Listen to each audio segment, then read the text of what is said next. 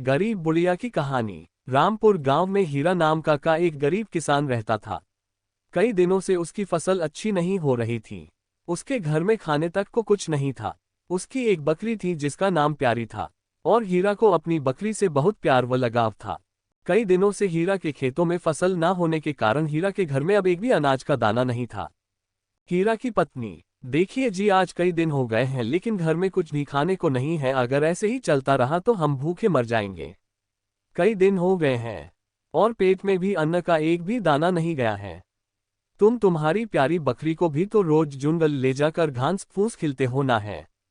ये बकरी तो घास कहकर गुजारा कर लेगी, मगर तुम और मैं कब तक भूखे रहेंगे? मेरी तुम्हें कोई भी फिक्र नहीं है।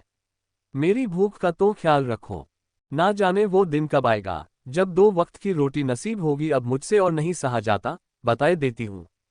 हीरा बोला, अरे भाग्यवान, तुम तो जानती ही हो मेरी मेहनत में कोई भी कमी नहीं है। अपने खेत में जो भी फसल बोता हूँ वो सही ढंग से होती ही नहीं है। हर बार फसल खराब हो जाती है।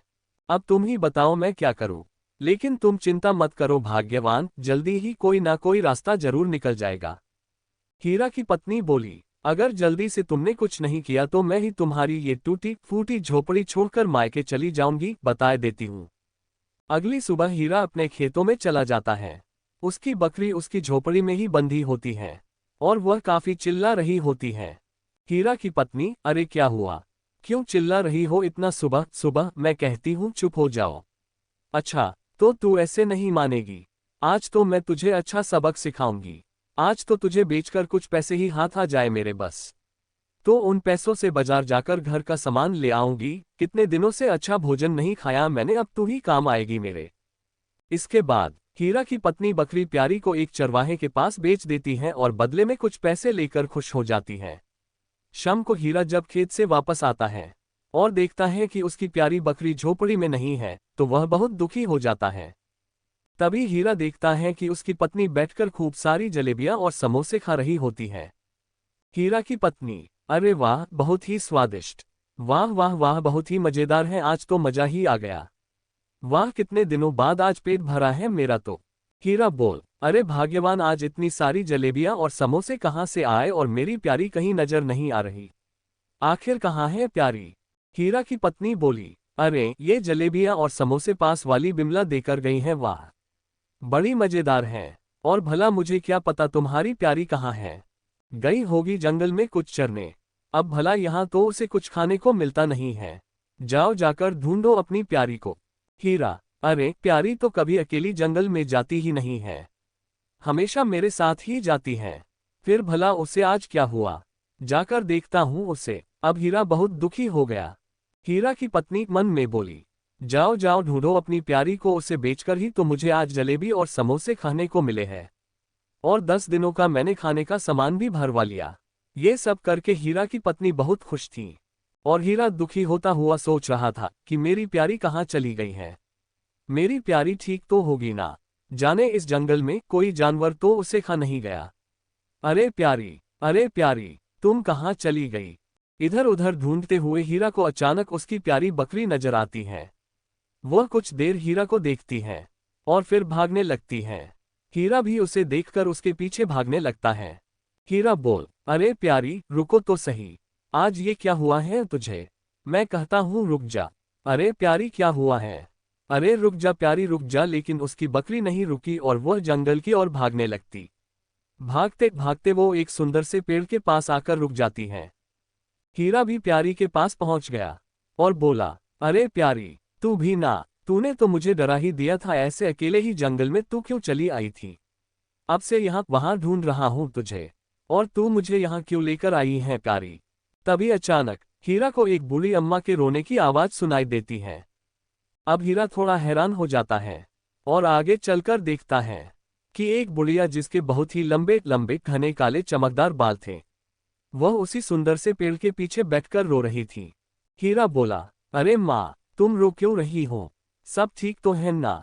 बुढ़िया बोली, अरे क्या बताऊं बेटा, मैं तो बहुत अभागी हूँ।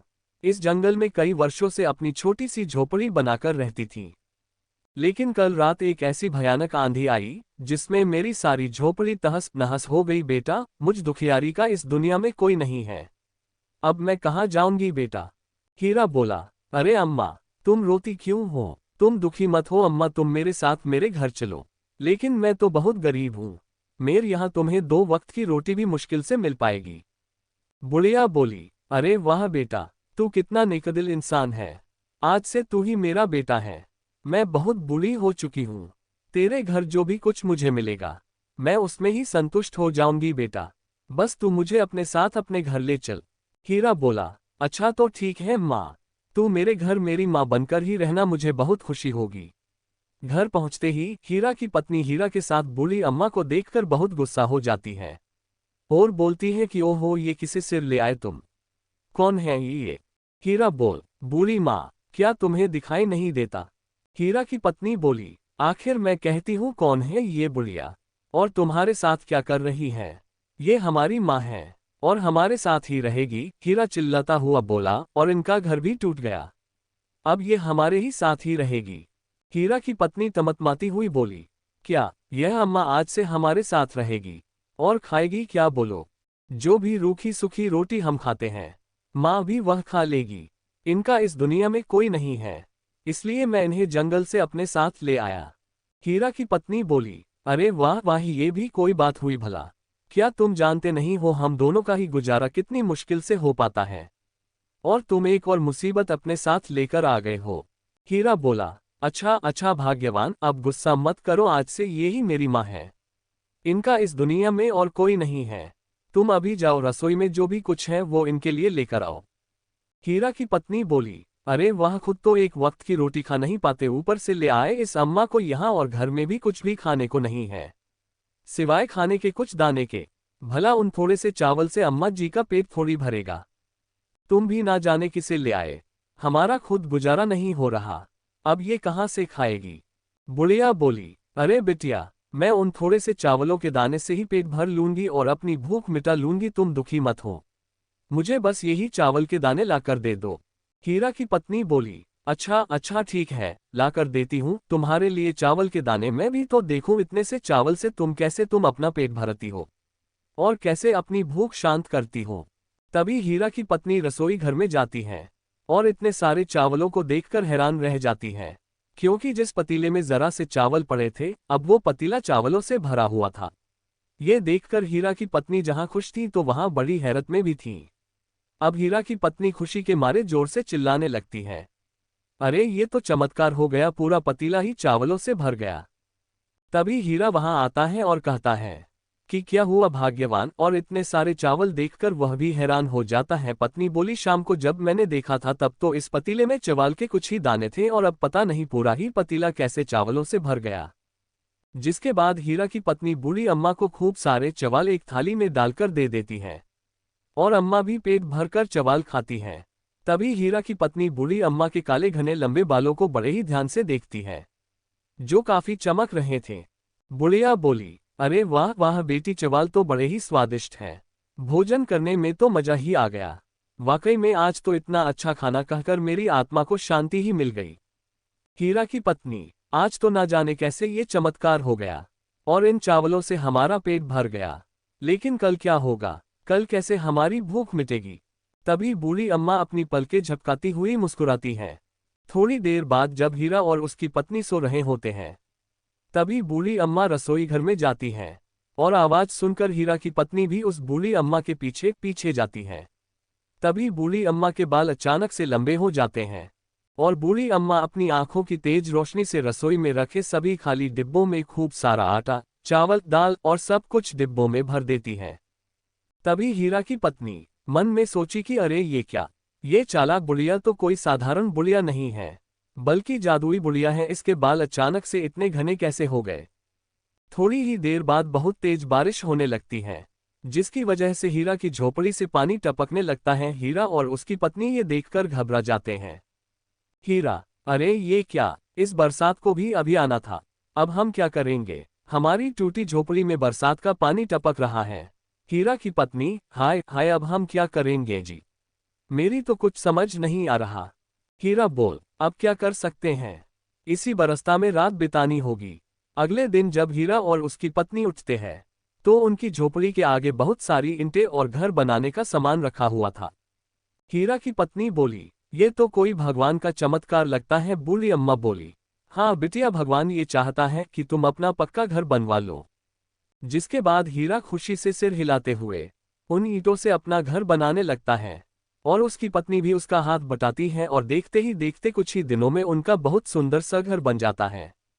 हीरा की पत्नी बोली, अरे वाह, हमारा घर कितना सुंदर लग रहा है, अब हमें बरसात से भी डरने की कोई भी जरूरत नहीं है। हीरा बोला, देखा बूढ़ी माँ, अपना घर कितना सुंदर लग रहा है।